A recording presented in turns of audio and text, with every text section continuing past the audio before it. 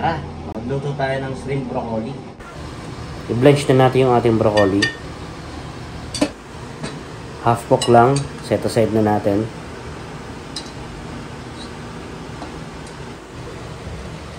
Ilagay na rin natin yung ating balat at ulo ng hipon. Pakuluan natin. Lagyan na rin natin ng dahon ng sibuyas.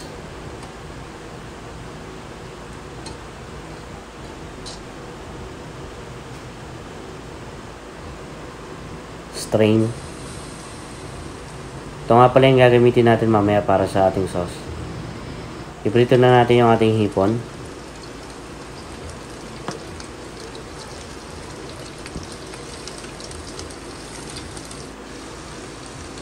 Pagluto na yung isang side, yung kabilang side naman po, baliktarin natin. Yung kabila naman pong side yung lutuin natin.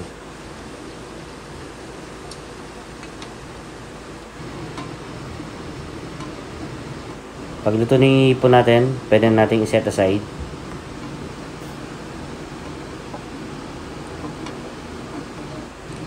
Maglagay na tayo ng butter sa ating pan yung sa pinagprituhan ng hipon para mas malasa yung ating gagawing sauce. Magsaute na tayo ng onion. Add na rin natin yung ating chopped garlic.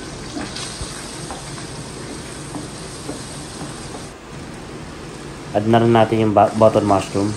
Hiniwa sa gitna. Add na natin yung all-purpose cream.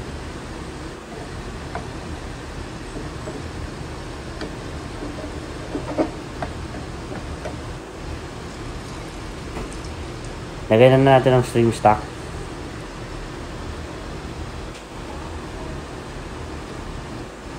Season with ginisa mix and shrimp broth cubes.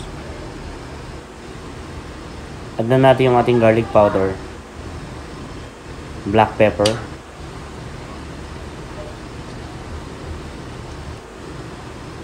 add na natin yung ating hipon at broccoli.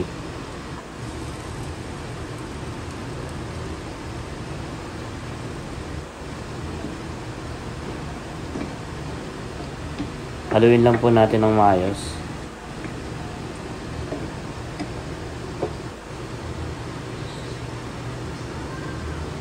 Yan, luto na yung ating shrimp broccoli. First bite.